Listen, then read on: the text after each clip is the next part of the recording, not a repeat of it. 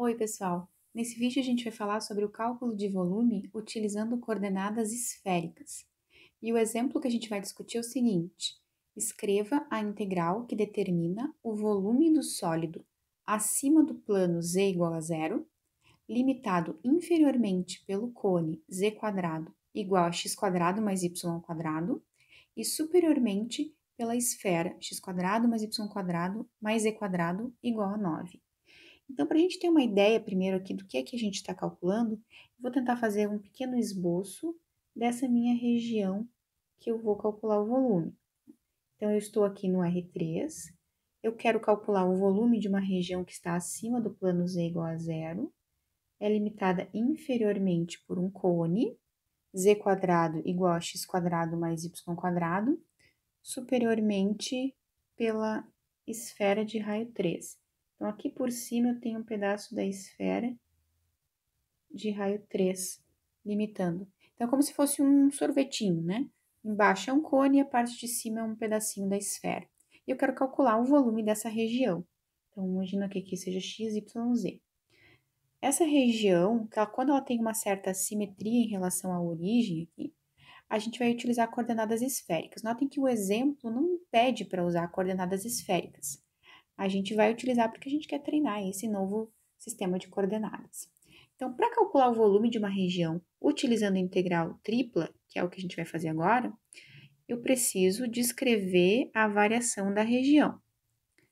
Em coordenadas esféricas, esse diferencial dv aqui, ele tem uma forma, ele é o ρ quadrado, seno de φ, d ρ, d φ, dθ, onde esse d ρ, d φ, dθ aqui é em alguma ordem conveniente, conforme a gente for escrever a região Q.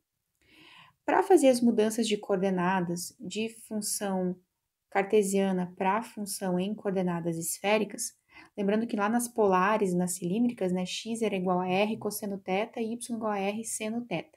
Nas esféricas é um pouquinho diferente. Aonde tem x, a gente vai trocar por ρ, seno φ, cosseno θ, y é ρ, seno φ, seno θ, e z é igual a ρ, cosseno φ.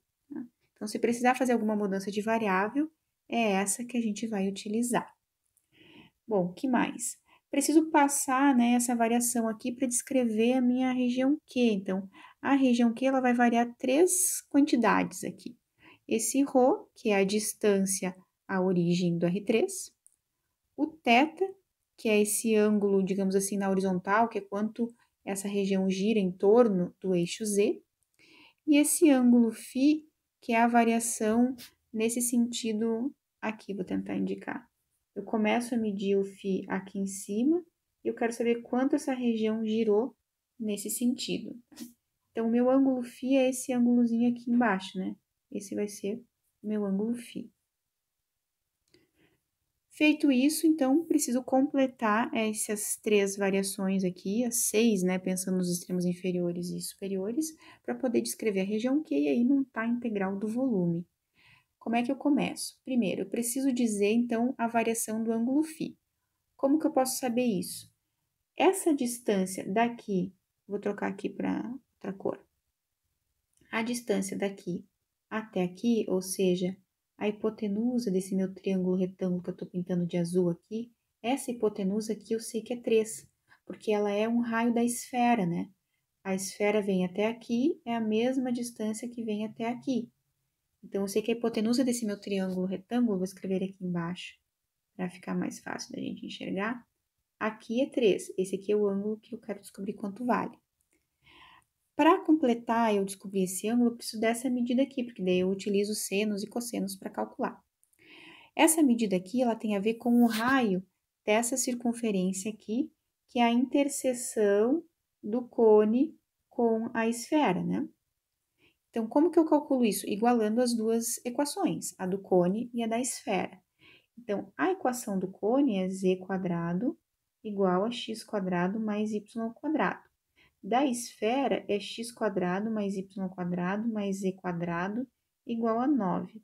Então, quando eu usar essas duas, eu posso por exemplo, substituir uma na outra, né? Então, como z ao quadrado vale x² mais y ao quadrado, eu posso trocar esses dois caras aqui por z. Eu vou substituir essa equação nessa aqui.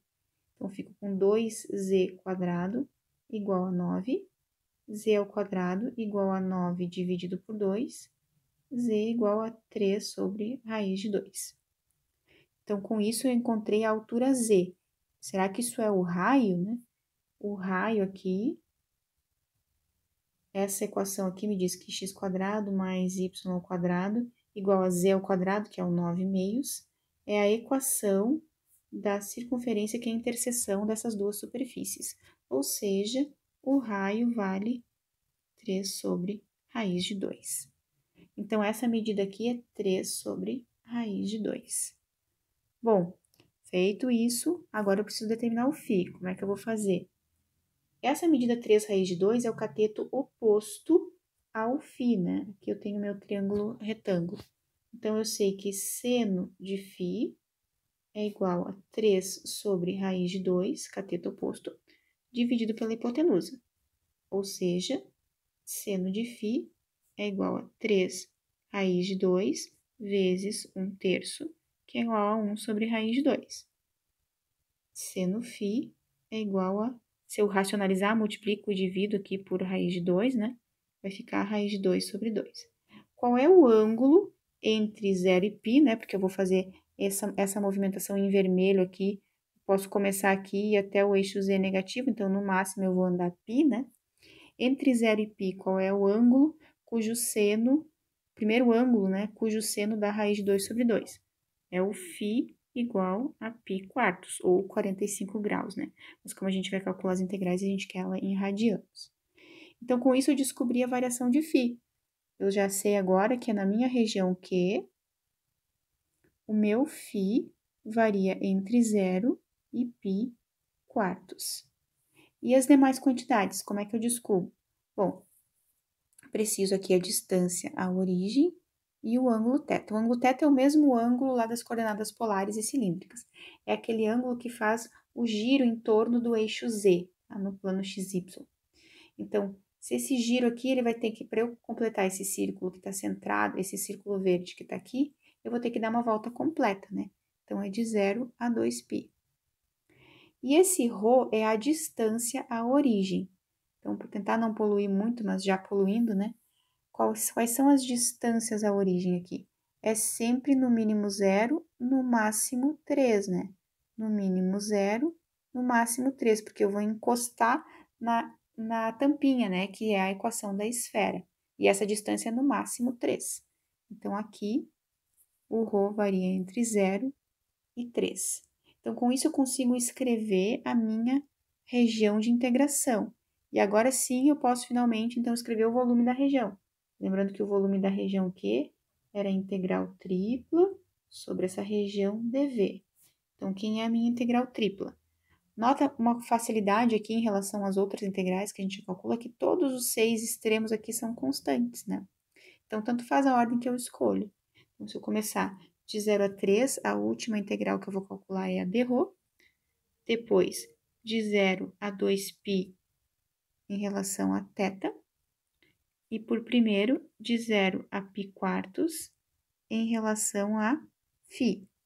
E aqui dentro ainda, porque nós estamos falando de coordenadas esféricas, eu tenho ρ² seno de φ. Então, o que eu tenho que fazer aqui, de novo, aplicar o teorema fundamental do cálculo 3 vezes. Primeiro, a gente começa sempre integrando a integral mais interna em relação à variável φ. Em relação à variável φ, esse ρ² aqui se comporta como uma constante, então eu vou integrar o seno, vou substituir no π² no zero. Depois, o resultado eu vou integrar em relação a θ e o resultado eu vou integrar em relação a ρ. Aqui, o resultado dessas três integrais vai ser 9π vezes 2 menos raiz de 2 unidades de volume. Então, é isso, pessoal. Um abraço e até a próxima.